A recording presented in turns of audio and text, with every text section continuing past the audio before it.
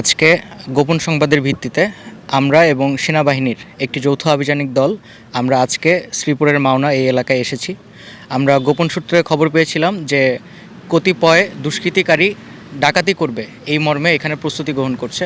তো পরবর্তীতে গোপন সংবাদের ভিত্তিতে এবং প্রযুক্তির সহায়তায় আমরা যত দ্রুত সম্ভব এই এলাকায় এসে একটি অভিযান পরিচালনা করি এবং একজনকে একটি বিদেশি অস্ত্র, এক রাউন্ড অ্যামুনেশন এবং একটি ম্যাগাজিন সহ ধরতে সক্ষম হই। এখানে আমরা খবর পেয়েছিলাম যে যাকে ধরেছি তার নাম হচ্ছে আকাশ। সে মূলত অস্ত্র ভাড়া দেওয়ার কাজে নিয়োজিত ছিল।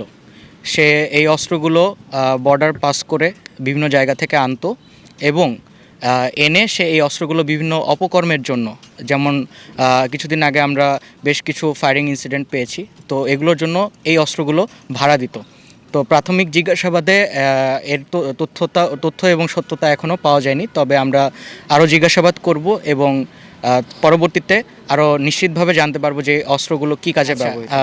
সে আকাশ, সে মূলত এখানে ভাঙারির ব্যবসা করে এবং এই ভাঙারি ব্যবসার আড়ালে সে হচ্ছে এই অস্ত্রগুলো ভাড়া দিত।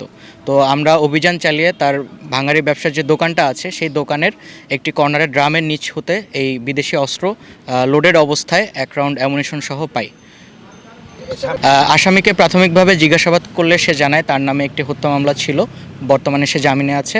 এছাড়া অন্যান্য মামলার বিষয়ে আমরা পরবর্তীতে যাচাই বাছাই করে আরও বিস্তারিত জানতে পারবো। আসন্ন নির্বাচনকে কেন্দ্র করে আমরা সার্বক্ষণিক আমাদের গোপন গোয়েন্দা নজরদারি এবং টহল কার্যক্রম সেনাবাহিনী, পুলিশ এবং অন্যান্য বাহিনীর সমন্বয়ে আমরা এগুলো অব্যাহত রেখেছি।